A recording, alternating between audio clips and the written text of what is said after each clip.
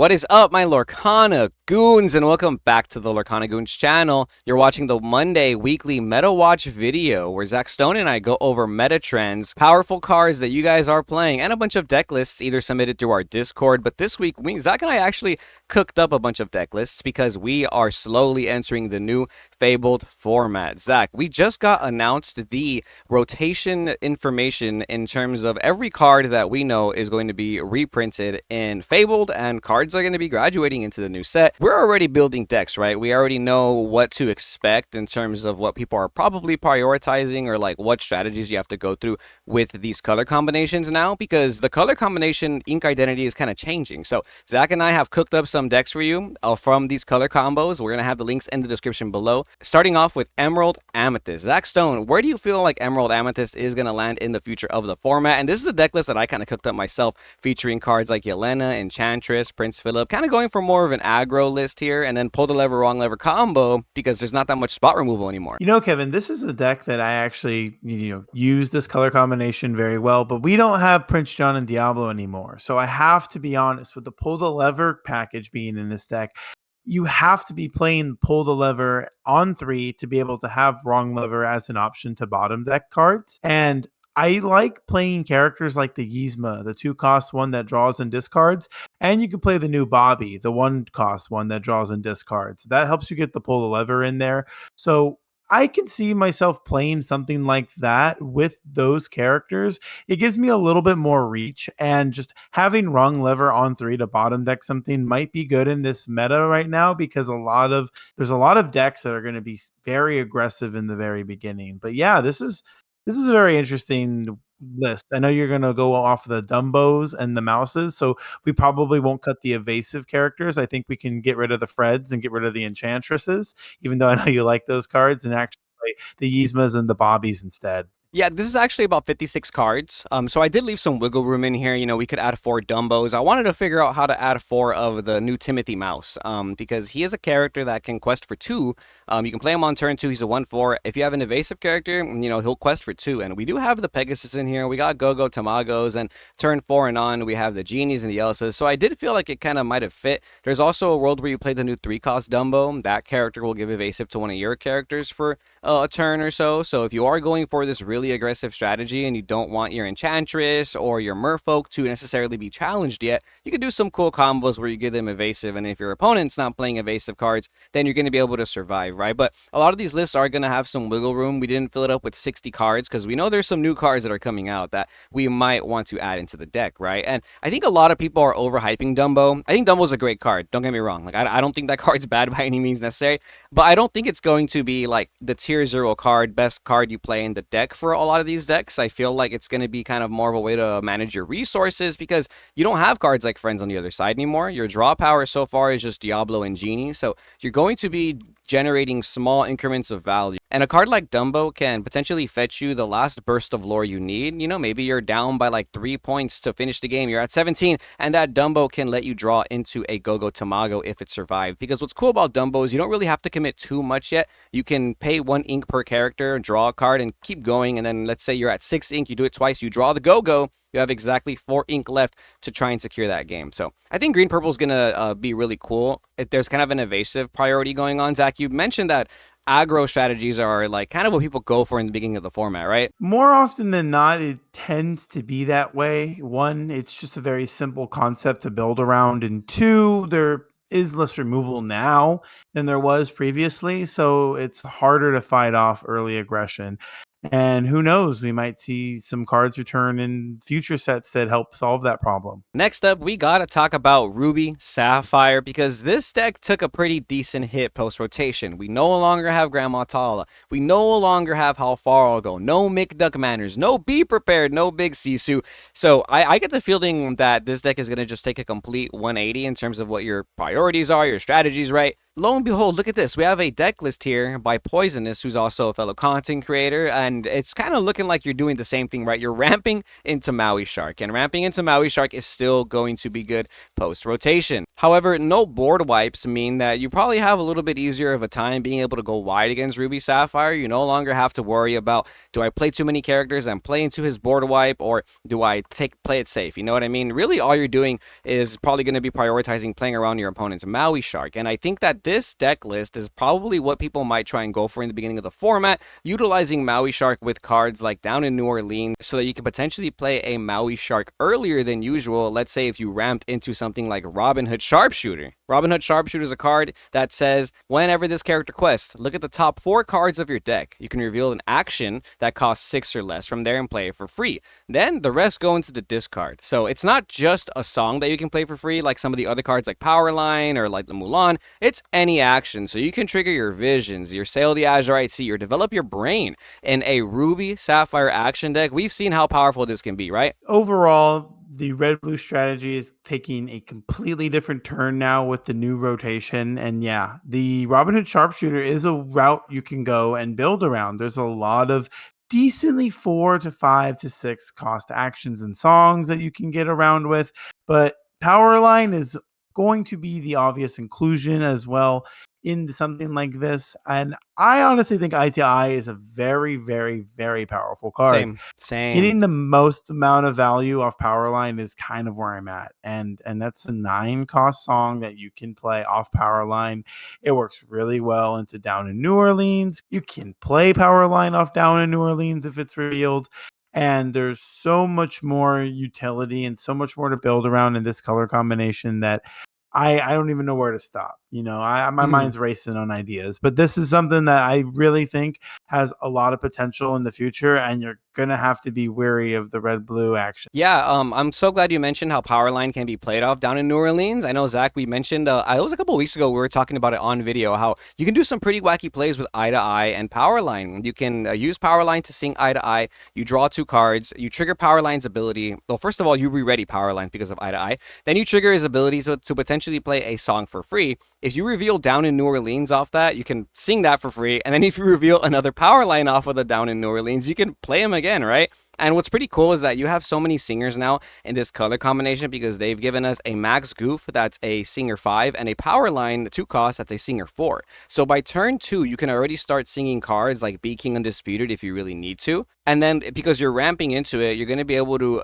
and because you're ramping so much, you're going to be able to sing together cards like Pirate's Life and Eye to Eye, which becomes super relevant in a deck that just starts bursting lore. I feel like a lot of people are afraid to experiment with Eye to Eye because it lets your opponent draw cards as well, but I'll be real with you, that does not matter. Next up, I have a Sapphire Steel list for the Lorcana Goons that I titled Ally Songs because I've been trying to make Jasmine Steady Strategist work for like this whole format, and it didn't feel like we were able to accomplish the success that I want to see with this deck during the Reign of Jafar format. So I'm super excited to try this out for the new set 9 fabled format. I feel like we didn't lose too many cards in this kind of combination, which is really cool, right? So this is kind of the list that I've been working on. It's more of like an ally song variant because one of the things I noticed immediately right now, Zach, is that we do not have spot removal in the meta. Cards like Brawl, Dragonfire, Let It Go, we don't talk about Bruno, all these cards are gone. So I feel like it's very important to acknowledge how important and how rare like single target spot removal is in this current meta,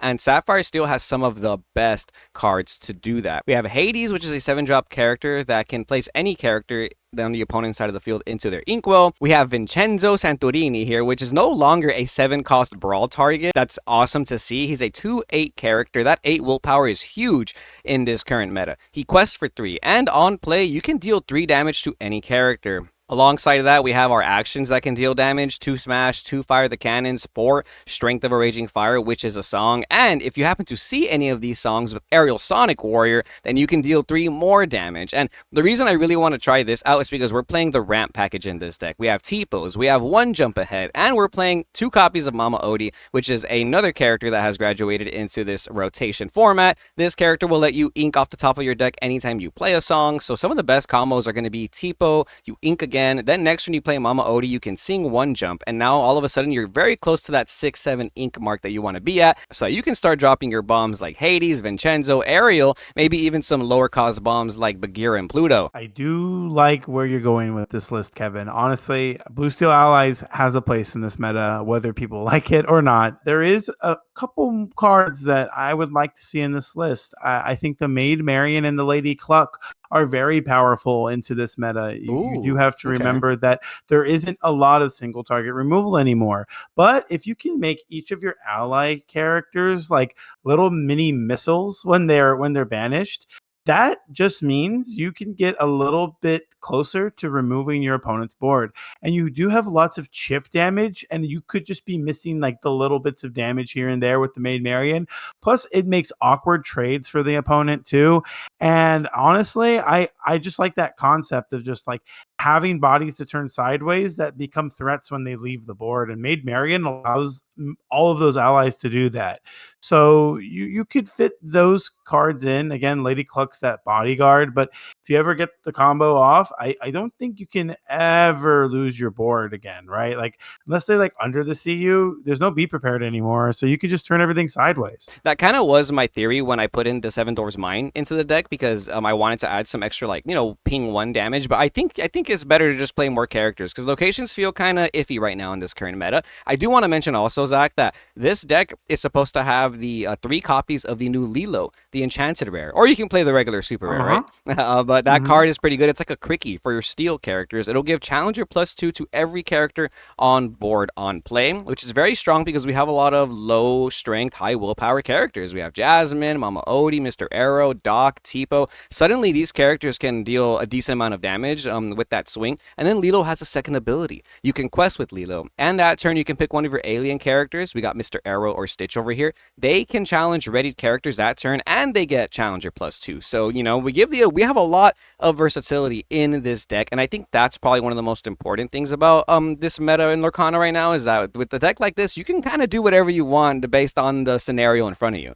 I know there are some people who are still playing Sapphire Steel as more of an aggro deck with the Alice and kind of that QE style. But when it comes to like aggro strategies, I feel like we're taking a complete turn on what you can play as an aggro deck and what we're used to seeing, right? Like when I think hyper aggro, my initial thoughts were like yellow purple, but you really can't use yellow purple as the color combo for hyper aggro anymore because you don't have Lila, you don't have Maleficent. So then the first thing I thought of was, well, maybe you go for like a red purple hyper aggro. Remember people like Jonathan Ball were trying to make this deck work back during like set 5 format, and that guy won a Mickey actually playing the red purple hyper aggro deck. So here we have a list that I've kind of been working on that utilizes cards like Shark, the new Lilo causing an uproar. We're still playing all of our burst lore cards like Thievery, Pirate's Life, and we can even play Eye to Eye in this deck, Zach, because that's another card that'll let us gain free lore. This color combo plays one of the few 2-cost 3 lore questers, like the Simba Scrappy Cub over here. He's going to be able to quest for 3, and there's a situation where we play our Lilo or play our LeFou in the same turn and re-ready him so we can quest for 3 again next turn. We have the burst lore in this deck on characters like White Rose, Gloried Orange Boar, and Bambi. Very cool. And we don't have Merlin Goat anymore. So instead of Goat, I've decided to try and run a card like Dolores Madrigal, which is a pretty decent card. When it actually came out, people were playing this in the meta. It's a 4-cost character, inkable, 3/3 body that quests for 2. And on play, if your opponent has an exerted character, you get to draw a card. Drawing cards used to be the bread and butter for Amethyst, but in this format, there's a lot less draw power, right? Yeah, and it's sad to see that because I think Ruby M does the drawing the best, but it could subsidize that. I know that you can even go more of like the traditional Ruby M list and play the Hades Tyrant and max out on a lot of more draw power with the library, but this aggro version is looking to do the same thing but get the job done quicker. We are playing Maui Shark because it's such an evasive threat, and sometimes dealing with evasive bodies is very important. We are going to see the new Genie, the Emerald Genie, kind of start to take a lot of the meta by storm, I think, early on. And Maui Shark's a good way of counteracting with that a lot. Plus, you also have Pirate's Life, which is some more reduction. I think that this card's honestly going to dictate the meta again. Pirate's Life is a very, very important card. I remember talking to somebody a long time ago who did say that lore reduction was going to be like an emphasis on like how certain games would be won in Lorcana, and it's one of the few cards that can do that. And since you mentioned that 7 cost Hades, Zach Stone, I have to showcase the control version of Ruby Amethyst, which I honestly think might be like just a better version of the deck, right? I'll be real with you. I'm a huge Ruby Amethyst enjoyer, so this is probably how I'm gonna try and play the deck like on the first few weeks because we have a lot of cards that can see a lot more utility in this current format, like Madame Medusa, the 3 cost character that says when you play this character, you may deal 2 damage to another one of your chosen characters. Then you can bounce a card with 2 cost or less to the player's hand. It's actually pretty good because a lot of people are going for this like really hyper aggro strategy, and we have some decent cards to use this with, like our Palace Guard, our Cuscos, our Diablos.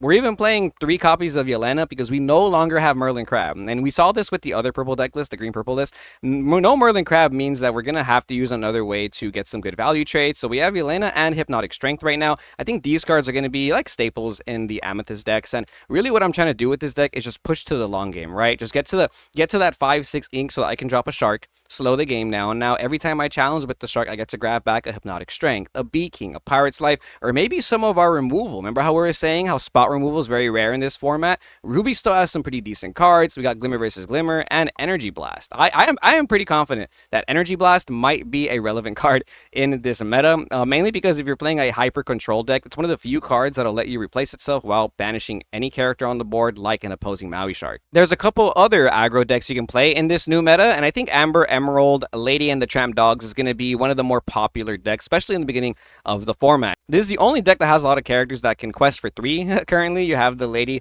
Decisive Dog here, alongside other 2 lore questers like Lilo, Daisy Duck, Merfolk. And you even have cards like Lady Family Dog. We know what this card does. On play, you can play a 2-cost character or less from your hand. So hyper aggro probably going to be reserved for like this color combo now, or maybe something like Rubian with a bunch of actions, in my opinion. And I like this formerly known as Trinidog deck. I still think it's pretty good, but I feel like with the other aggro decks running around, like Aggro Amber Steel, which we'll get to in a second, this deck might be a little harder to run currently. I think that Chernodog is going to have a very, very strong place in the meta.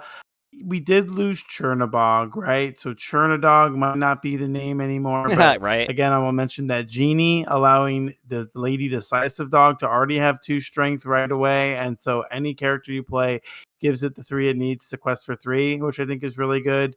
And it's honestly something to consider. But the Megara that was also graduated into Fabled, you could also play instead of the Merryweather if you're looking for more higher strength bodies. And again, just having like a 4-1 to be able to trade into something later when you have the Genie is something to look into as well. Yeah, don't get me wrong, Zach. I definitely agree that formerly known as Trinidad Dog deck is still very good, especially as an aggro deck. But this is how I've been trying to run it, more of like a aggro mid-range kind of deck. I'm playing more actions because I've noticed that it's really hard to combat the opposing Tiana line on that Amber Steel aggro deck. And one of the cards that's been helping me a lot in my testing has been Stop Chaos in its tracks. I like this card a lot in many Emerald decks, and we're even playing a singer in this deck like Ursula Vanessa, but I'm only playing one because really the way I've been looking at it is this Tramp, the 7-cost Tramp, Enterprising Dog, he's kind of like a singer. You know, he's a 7-cost character that you can play on turn 4. So by the following turn, you're going to be able to start setting up your Stop Chaos and its tracks plays, which can be very powerful. And if you have a play like Lantern set up already, you can even do it earlier, which is pretty good. I'm also finding that like cards like He's a Tramp are becoming more and more relevant in my testing because we no longer have Cricky, right? I do want to add the Genie in this deck list. I think that new Genie is super important. Like you mentioned, it's going to give the ability for your lady to quest for 3. And, you know, I still feel like this deck can play like an aggro deck against certain matchups. That Powerline Ruby Emerald deck is actually kind of more of a control deck, right? So sometimes you can, right out the gate, start playing your 2 to 3 lore questers. You open up with Lady, you play the Merryweather, Lady can quest for 3. Next turn, you play Tramp, Lady quest for 3 again. There's a lot of ways to gain a bunch of lore in the beginning of the game, and then suddenly you start using Stopped Cows and its tracks to start bouncing your opponent's cards so that they can't get any value on you. I'm definitely liking the direction that this list is going into. And I do want to bring up too that like Lewis is an excellent Tiana counter, and I hope to be seeing more in the future because that is just an awesome card going into this next meta. I actually would consider something like John Silver, Alien Pirate too. Just to be able to have some like late game pressure. You are playing the Clarabelles, which I do enjoy, but you can get these characters out earlier with Lantern, and I honestly think that the John Silver is something to really consider in the future of this meta, making characters reckless and forcing them to trade into your characters is a form of removal. And you might need it with some of the cards that we're seeing played early on right now. It doesn't prevent singing. That's why I'm not sold on the idea of being like the catch-all to everything. But Emerald having a lot of song removal with the Ursula 2 drop means you can start to have ways to get around it. Next up, we have an Amber Steel Hyper Aggro list. These Sticky Mickeys right here, these could potentially be the new Aurora, the one-cost Aurora that says when you quest, you can play a princess or queen character for one less that turn, meaning you can go turn 1 Aurora, turn 2 Tiana, and potentially win the game right there. However, I don't think this is like the best deck of the format. I understand Tiana is very hyped right now, and it's a good card. When I've been testing against it, it is kind of problematic to deal with sometimes, but it feels as problematic as like a Rhino Shift, right? So it doesn't feel like you automatically lose the game, but I really like Amber Steel right now as a hyper aggro deck. Zach, you pointed out something that I wanted to mention. You mentioned how Ursula Deceiver being a card that can out songs is very good in a deck like the yellow-green deck, right? However, there's not a lot of songs being played right now in the meta. I feel like the best songs that are really being used are just Strength of a Raging Fire and Be King Undisputed, right? Outside of that Powerline Rockstar deck, most decks are not going to be playing too many songs. So that was like my reasoning for only playing 2 Ursula in that last deck list, because there's like way less songs in the meta now. But Amber Steel Aggro, I think, is one of the decks that you can actually utilize just 4 copies of Strength of a Raging Fire. It's so easy to go wide in this deck. You play so many 3-cost characters, but the highest cost character you play is 4. This will still be a menace in the meta. A lot of people were complaining about Amber Steel during their set champ season, and I honestly agree that it's just one of the better decks to come into the next rotation of the meta. We lost Rapunzel, but I think Goofy's a great 4-cost character to slide in that spot. No Mr. Smee, but you can even start to play characters like Nathaniel Flint, which is basically the same stats without the same ability. And we have so many more 2 lore questers early on. The Minnie Mouse inclusion is still one of my favorites. I'm still here waiting for that character to make Yeah, its maybe I'm coping with that one, but I had to try it. Yeah, no, I would hope that this character does see some more play in the future. The Tiana Princess line with the Aurora is something we'll still have to see if it's going to be a problem in the meta. I'm not too sure. I'm not too convinced, but I have yet to do some serious testing with like an Amber deck as of right now. I'm excited to play like any other color since I've been playing Amber Steel for such a long time. But I will be coming around to building something like this. And honestly, it has a bright future just at first glance. All right. Shout outs to MJP for bringing out the alpha version of Blurple in this set 9 meta. And it's gotten a lot different. I'm a little sad to not see Popsicle Bell Friends anymore, because that was still some of my favorite Blurple combos to this day. But we have Royal Guard. We saw Rafiki still come back, and I think Rafiki is going to do a lot of work early on. It's one of the few ways to deal with the Tiana. I think if you're able to drop the Rafiki down, you're able to pay that ink later on and just deal with the Tiana. You have Royal Guard, which can get a lot of challenger buffs if you have the draw power in this deck. And we still have one of the best removal characters in the game, Elsa Fifth Spirit, on top of Hades. Solid additions. We still have our 2-drop ramp, which is where Blurple wants to be at. And Into the Unknown is still one of the few single target removals we have currently. So you have to put some respect on Blurple for having its options and the way that the meta is going to shape up early on. Yeah, I think Into the Unknown and Bell Accomplished Mystics are some of the most powerful cards right now in the Amethyst card pool. Well, Bell Accomplished Mystic is one of the only cards in general right now that it will deal 3 damage to another character potentially. So that's really nice, especially because you have a lot of like high willpower characters like the Elsa, the Iago, the Genie, maybe even your Rat again, right? But Into the Unknown, man, like we were talking about how Tiana, we don't know how good it's going to be in the future meta, and I feel like cards like Into the Unknown just quickly punish that Tiana strategy, right? Because if you set up your Tiana line against Blurple, you have to think about like, am I going to get shot down by a song? And you could play Pete Games Referee also to kind of slow this down. But another thing about Pete right now is that once again, like we don't know what the meta is looking like. Amber Steel Song was so big, Ruby Sapphire with all those actions was so big last format. Pete's kind of a card where if you take it into a tournament tomorrow, it could be the best card in your deck, or it could be the worst card in your deck if you play against nothing but hyper aggro character decks, right? But Blurple definitely setting itself up as one of the most consistent decks of this new format. We really didn't need to change too much outside of Popsicle Bell Tamatoa combo, and this deck can easily utilize some of the new Dumbo cards that are coming out, like the Dumbo that lets you draw a card with all your evasives, because you have a bunch of them here, or you could even utilize that new item, which will give one of your characters evasive that turn. Maybe you want to use it to protect your Kita, because we don't have How Far I'll Go anymore, and I think like Kita might be one of the better cards to replace a card like How Far I'll Go, right? Yeah, I also do want to bring up too that you can also decide to play a card like Ice Spikes in this deck, because imagine you go Rafiki turn one, they drop the Aurora thinking they're going to do the Tiana the next turn, and you Ice Spikes their Aurora and shut them down completely.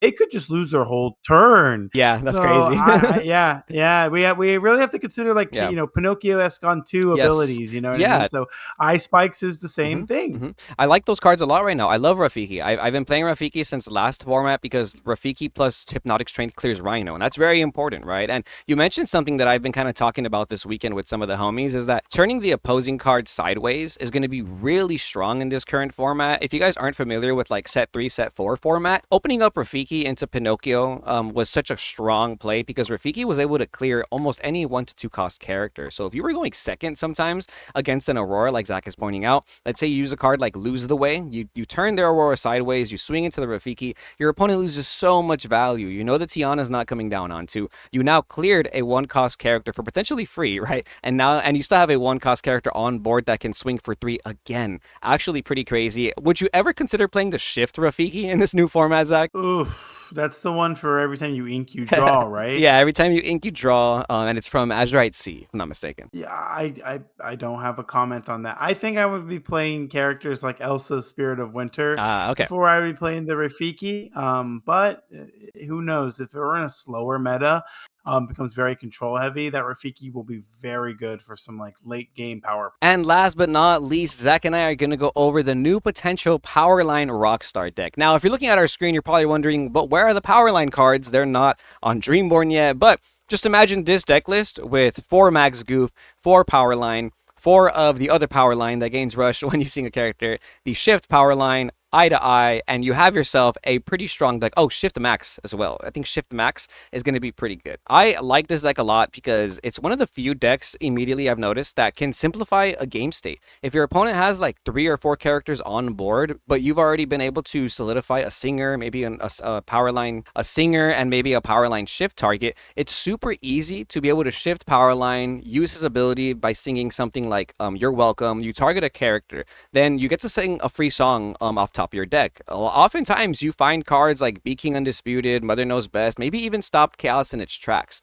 These cards will let you hit multiple characters on board, and it's so easy to kind of move characters off of the board into the opponent's hand, and then the last card you want to use is Be King, pretty much guaranteeing your own target for your spot removal. Outside of that, putting cards in the opponent's hand is never a bad thing when you're playing the Clarabelle Shift, when you're playing Clarabelle Lighter in Her Hooves, which is an amazing 7-cost Emerald card that I just love this card. It's one of my favorite cards in Lorcana. At the end of your turn, you pick an opponent and you draw cards so that you match hand size. And if you're constantly putting cards back in their hand with Stop Chaos in its tracks, You're Welcome, Other Knows Best, you're going to keep drawing cards as well, which is very, very strong. This deck has such a bright future, and I also believe they want to give green red its flowers.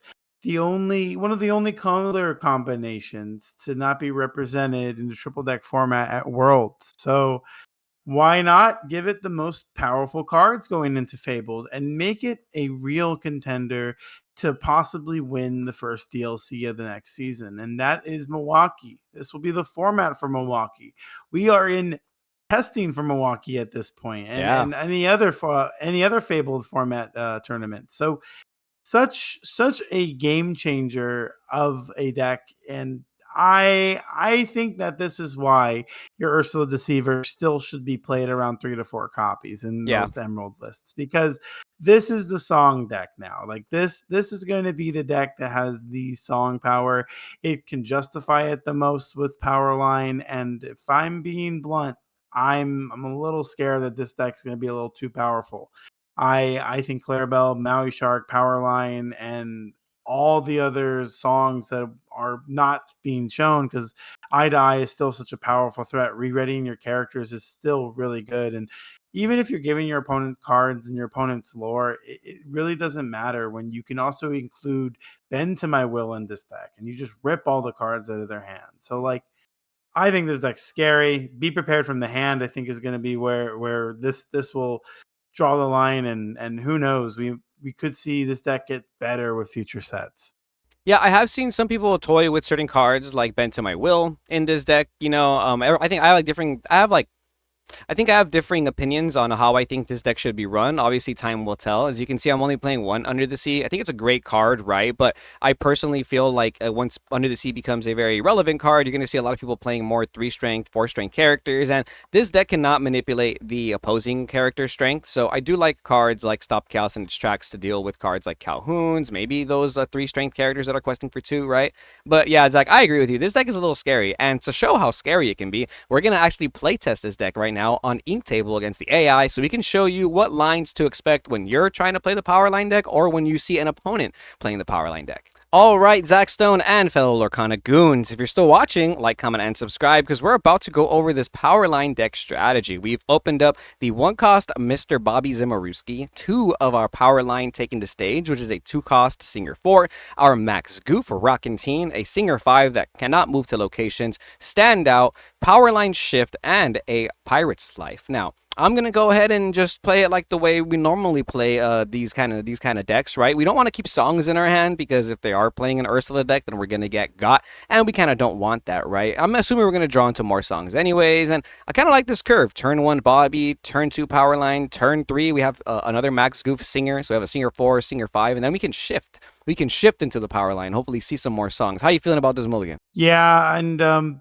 there's not too many uninkables. You might be able to even put back the other power line and just find some other cards.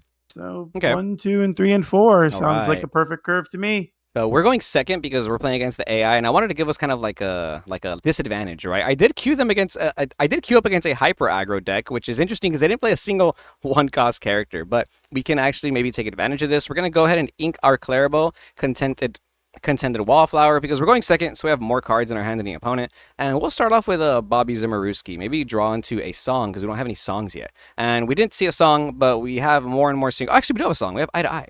I'm tripping. We're going to go ahead and just discard the Clarabelle. Don't need that right now. Clarabelle is more so in the mid to late game when you have no cards in hand. You need to find more songs. They're going to play a Mr. Arrow on turn 2 by inking a Pluto Guard Dog. Now we have double Ursula in hand.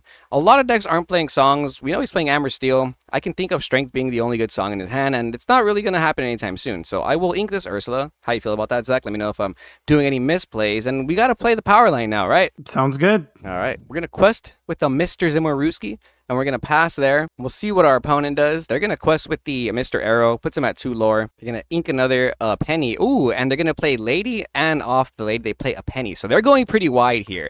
Now we have some options. We can either play something like Stand Out and try and eliminate this Mr. Arrow with our Bobby to get some value, but that doesn't seem too good. I'd rather just set up this Singer going on. But who do we ink? Would you rather ink the Ursula, or would you ink one of your Max Goofs to play the Max Goof?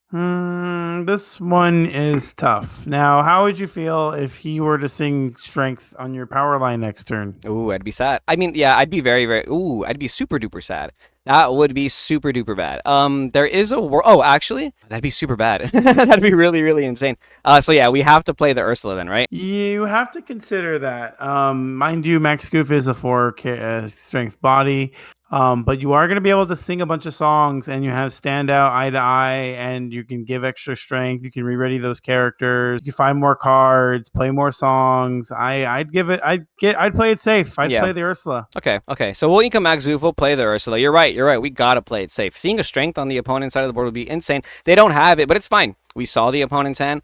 John Silver, Lady, and Tiana. They don't have a target for this Lady, but they also don't have to ink next turn, which is very interesting. I don't want to swing into the Mr. Arrow because I want to keep my power line alive, because next turn we're going to be able to start doing some plays. And this is really what you ought to do with this deck. It's kind of a control deck in the beginning of the game because you want to make sure your characters survive, and then you want to swing back the tempo in your favor. Let's see what he does. They're going to play the Tiana for 3 ink. They're going to go ahead and ink a Lady Family Dog because they had no targets, and they're going to pass there.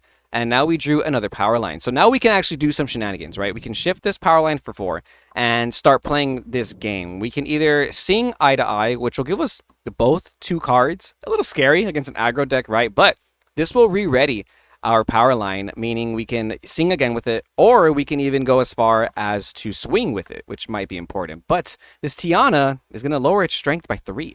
Which honestly No, doesn't matter. Tiana will not. Oh, Tiana, Tiana has to be Tiana's exerted. not exerted. Yes, you're right. Tiana has to be exerted. So we can actually just do some safe swings here.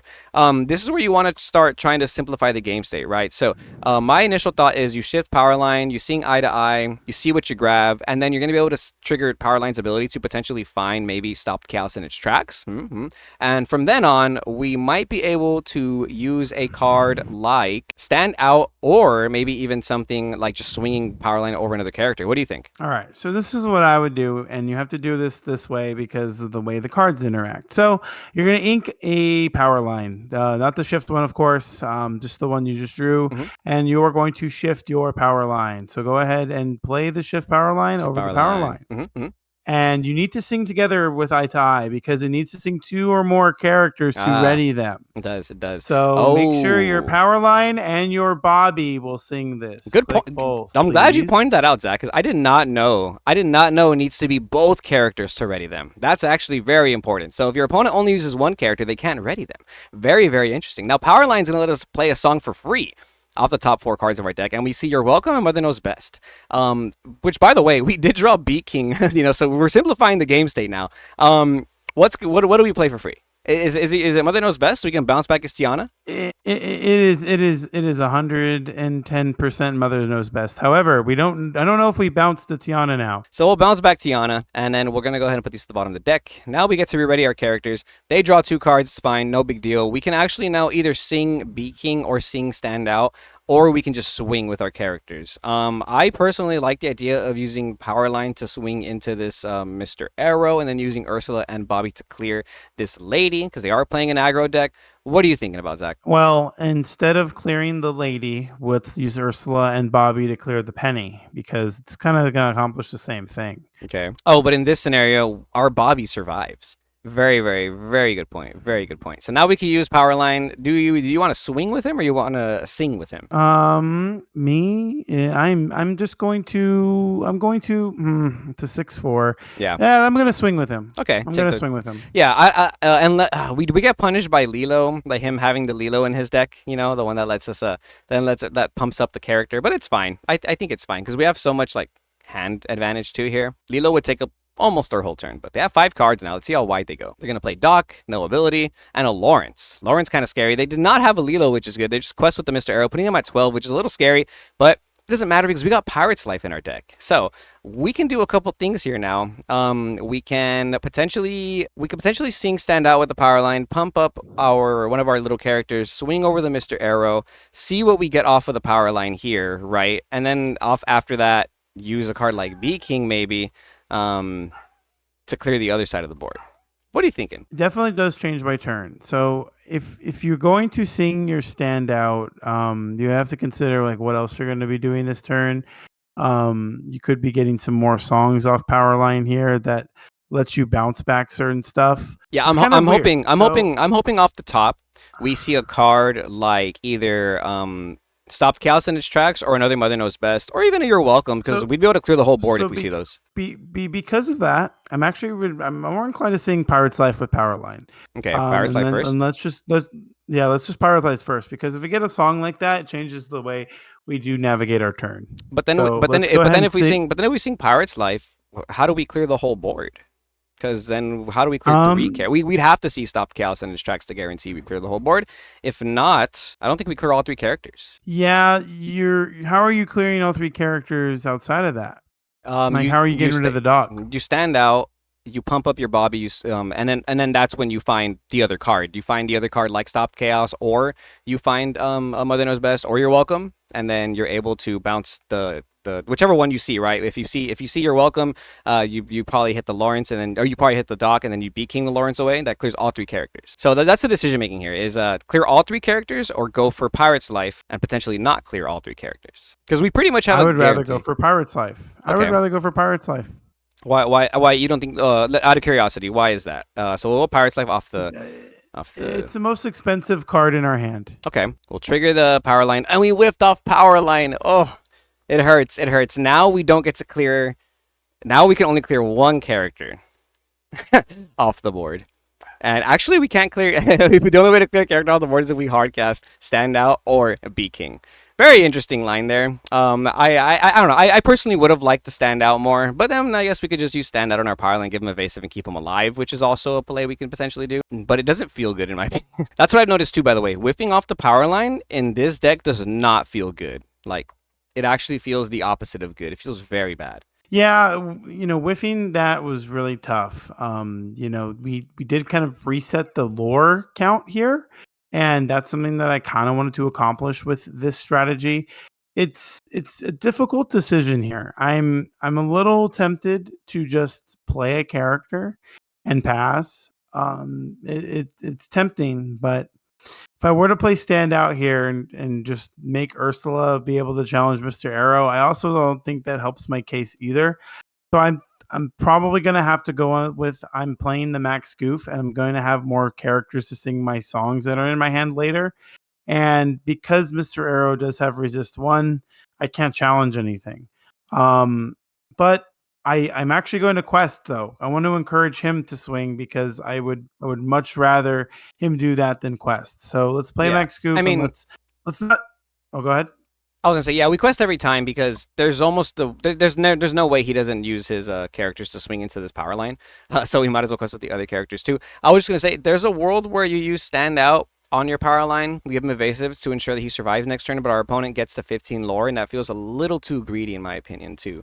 How do you feel about that play though? If you stand out here with your Ursula and you swing, and then he'll only get to 13 next turn. No, like no, he's no, no, no, got no. You 5, no, you 8 you misheard me. You stand out, you give it to your power line. He has evasive, and he survives next turn. to be able to sing on the following turn. Yeah. I still think you need to develop the body. It's Okay. kind of important. Develop the body, not develop your brain. And I don't think we need to ink anything, right? I'd rather just pass here. Not quest, but yeah. Oh, yeah. Quest. After the quest, I'd rather just pass here. And quest with Ursula. And now we get to pass. So we kept the songs in our hand. They're going to just quest, actually, with their Mr. Arrow and their dog. We'll see if this Lawrence swings into the power line or not. It does not. They're actually just going to get to 15 lore. I mean, yeah, they're putting us in a pretty tough position here. Daisy and Rhino at 15 lore. Ooh, let's see what we get off this. And we see an eye to eye. Eye to eye. This is a little rough because we're going to give our opponent 2 lore if we use this one. I mean, if you wanted to kind of like get jiggy with it and try to find under the sea, you could swing Bobby into Lawrence and go for it with an eye to eye singing with Powerline and Ursula. And if you were to hit an under the sea, you get to be King Undisputed the Rhino. It's up to you if you want to make that decision because that's a option there. Yeah, and we could also hit stop the Callus in its tracks instead of under the sea, and I think it accomplishes the same thing, right? We're gonna beat King the Rhino afterwards, so let's go ahead and do that. So it was Max Goof swinging to the Lawrence, right? No, it was Bobby. Bobby. Bobby. Yes. Bobby. Sorry. Bobby swinging into Lawrence, putting him at 0 strength, and now we're gonna just eye to eye. Yeah, I mean, I think it's fine. I think it's fine because we get to draw 2, and we get to sing again. We're ready. We'll see what happens. Putting our opponent at 17, drawing 2. We see Clarabelle power line. And here's a stop Callus in his tracks. Very important. That's what we wanted to see there. We're going to go ahead and sing that for free. 3 strength or lowers back to the hand. So now we can put the Lawrence back, right? Yeah, the Mr. Arrow. All right. Now we'll put these to the bottom. We ready our characters. We can now do some... Now this is what you can do. You can use the Max Goof to swing into the dock. You can use the power line to swing into the Lawrence, and then you can play the Be King Undisputed to get rid of the Rhino. And it means you can also ink like a Max Goof. I would probably keep the power line and play the Clarabelle. Oh, I like that. Yeah, I like that. See, we simplified the game state. They're at 17 with 5 characters in hand. It's a little scary, but wait, we're trying. We're trying to make this work. So I'm gonna ink this. Ink Max. Yeah. Why Max over the power line? Shift target. We'll play the Clarabelle for potential shift target. No item popping. Not necessary. We'll pass there. They have 6 cards in hand. 5 ink. Lady into a Mr. Arrow for 3 ink. Plus invited to the ball to grab back a Mickey and a Rhino. Okay, so they're gonna actually not play more characters outside. Okay, they can ink and play another character and a Daisy. Let's see the under the sea now, shall we? No under the sea. All right. We just got to go for it. We can still find it. We just got to go for it, right? We got to sing. All right, let's go for it, chat. We're going to sing power line, stand out on the power line. We'll give it to... Doesn't matter. We'll give it to our Ursula. Let's see it. Oh, we didn't see it. We did not see it. Maybe we do play. Maybe we do play more than one Under the Sea. We should probably play like two. But it feels kind of hard to come back from this game state. That's why kind of what I was saying too is that aggro I think is going to be a little bit better against this deck because this deck does require some setup, right? But I do think this deck is still very good. I think we're also still trying to learn how to play it ourselves, and there is a world where we could have taken the risk, Zach, that one turn where we played around the strength. Maybe we just didn't play around the strength and say, you know what, screw it. We're just going to go ahead and play our Max Oof on turn 2. But they're going to have game right here, and they can get to 21 lore before we can get to 20. We're kind of close. But that is going to be a Ruby Emerald Powerline deck. At least a strategy that we're thinking of how to play this deck, right? I would like to say that playing this deck might have to mean building it a little bit differently, but Yeah. I know that there's something there. We also didn't see the one that gives it rush, and that's probably an important card into Yeah. something like this to be able to deal with early game characters. It just snowballed a little too overwhelmingly, and I'm also sure that there's some world. I'm sure there's a world where we get to play like Sudden Chills too, just because we need the cheap songs to be able to trigger power line a little bit quicker, and it might come down to that. So we'll see. We need more interaction for sure. Yeah, is there any other like cards or ideas that you have after this little play testing session? I'm thinking obviously add more Under the Sea potentially. I like what you just mentioned about Sudden Chill to kind of give our power line the ability to activate his mashup effect every turn, right? And we also didn't see it like a Shift Clarabelle line, which was unfortunate because we're giving our opponent a lot of cards in hand. Yeah, Heffalumps and Woozles could be something to consider too. Remember, if you make Tiana unable to quest and they can't put her exerted, she's no longer going to be able to give that strength reduction. So it's something to consider again too. Oh, Lewis too. We did not play any Lewis in this deck. I think that could be a card to consider. Overall, I think Ruby Emerald Powerline Singer Song deck is going to be a pretty cool deck to try out in the format, but it does feel more of a control style deck, right? Definitely. So we might need to play, a little less like bodies and some more, removal or just some more controlling type cards. All right, all right. That's going to be all for our Meta Watch video this week. Be on the lookout for all these deck lists in the description below.